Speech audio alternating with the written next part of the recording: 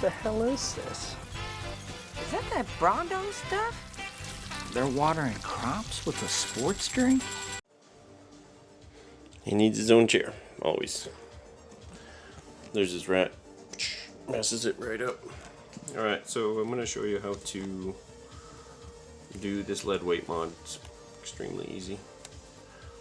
If you don't know how to do it, it's going to be freaking kind of difficult to figure out. But once you see it, you're going to be like, oh man, that's mind-blowingly easy. Alright, so I got the wheel here. Just going to disassemble it. Literally factory.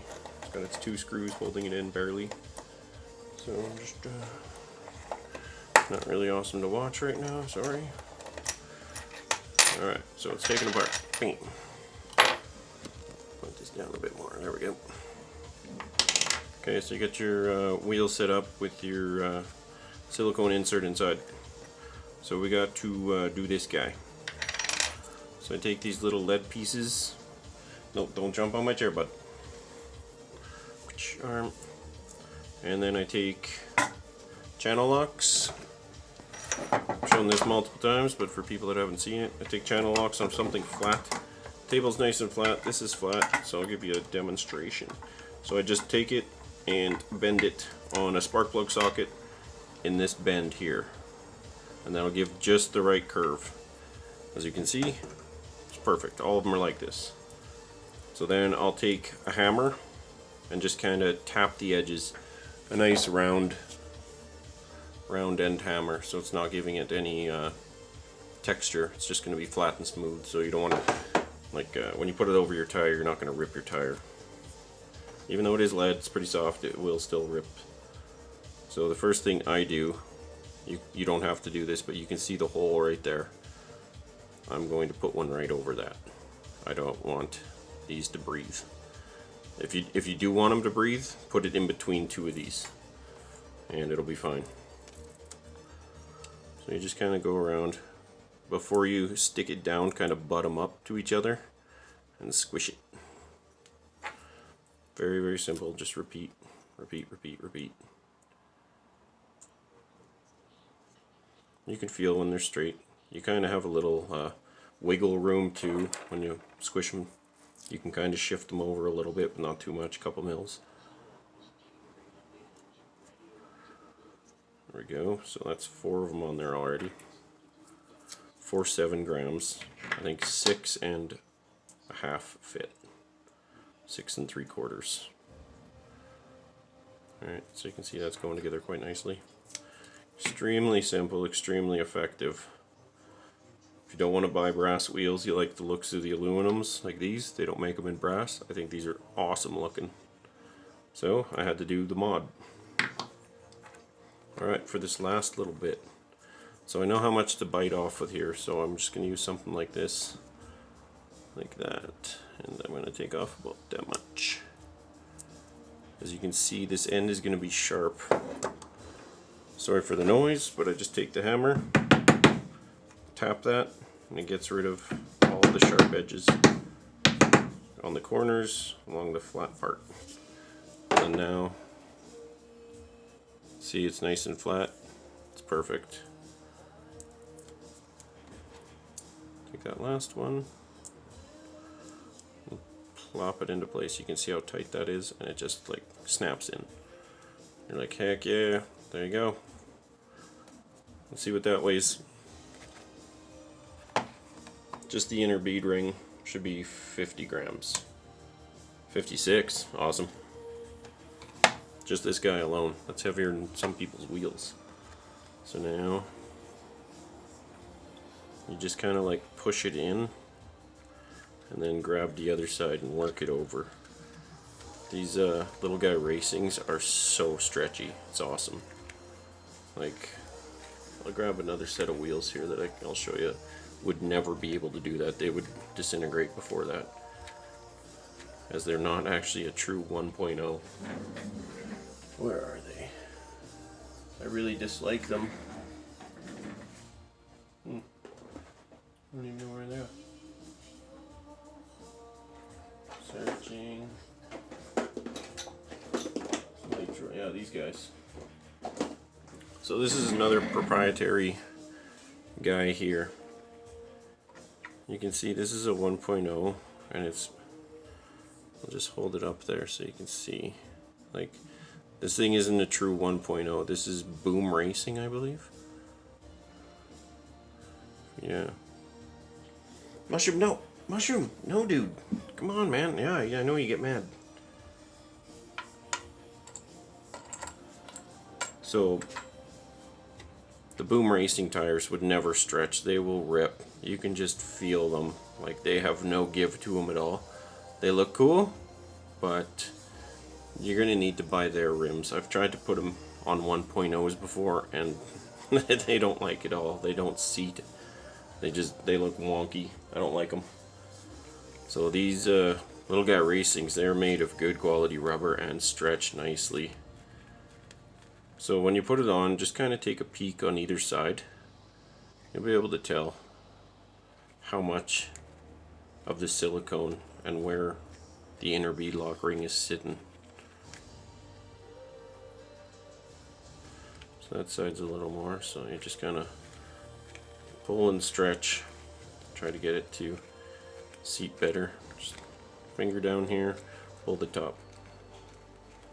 And then you can kind of feel it just by using your fingers. You'll be able to tell if it's off.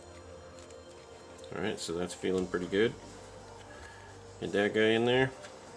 Stretch it around a little bit by little bit. Super simple. The tricky part is the back, because it's very thin. It doesn't have much bead to it. Very, very little. So you can get that to sit really nice, and you're like, yeah. You can feel it hit the metal. You can hear it hit the metal too, and seat.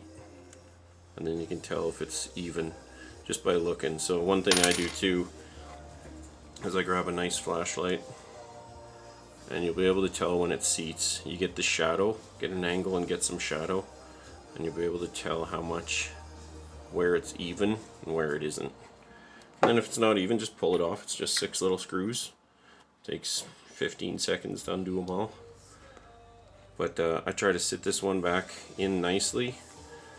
Not all the way at first, because if you try to push it on, you're not going to get, you want this edge over here to go in first, and then just slowly work it around.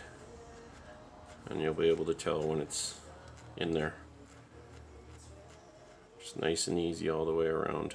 There's still a bit there that's got to go. Like, see? Boom. Got it. Then it goes in, and you're like, yep, perfect. Seats well. You can feel it all the way around, how even it is. And then once it's ready to go, you just kind of squish it together and kind of get your idea of what's going on, if you've got anything out of line. Very simple stuff. It's tricky if you don't know what to do though. Alright, so very simple to do too. So once it's set, you kind of just let me change the angle here a little bit. So I'll just push this down, and I won't put this one in all the way. I'll put it in pretty close, because I don't want to have too much torque on one. So push that one in, squish down really hard.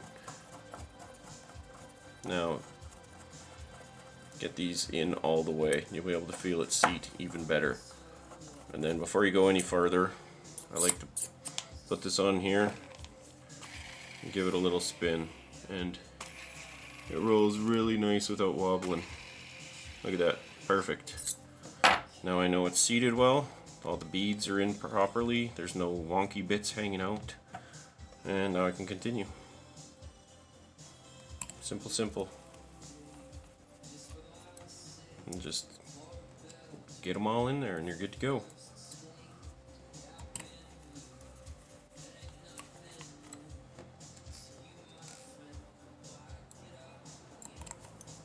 These 1.3s take a little bit bigger hex end, Allen key I guess it would be, just the tip of the Allen key. There we go, I've got all 4 done now. So let's mount this up. Alright, so she's built. That is the Kanga axe on 1.3s with 1.0 tires. I wonder what we gained in weight. I'm gonna grab the scale.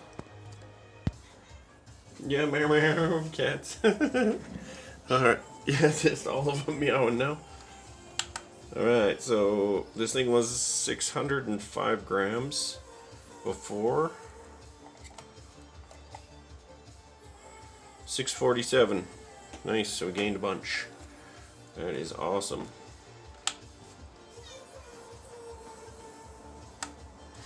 Alright, so let's have another look at this thing. So I don't know if y'all do this, but just take a little bit of tin foil, push it inside of a rim, and you get a nice little reservoir for doing screws and whatnot.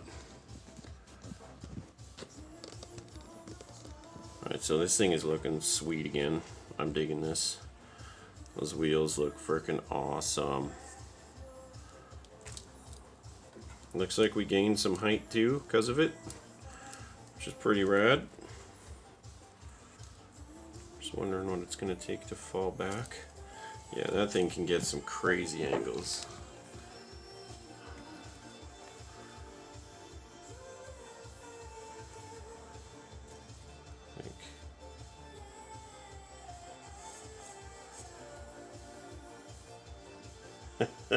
That is nuts. That's a, wow. That's a dope rig right there, man. I dig it. Could use some more green. I think I might end up doing that nail polish deal. A little bit of green on the side because it has purple in it as well, which is pretty cool. So now I kind of want to see how it runs. Later. But Brondo's got what plants crave. It's got electrolytes.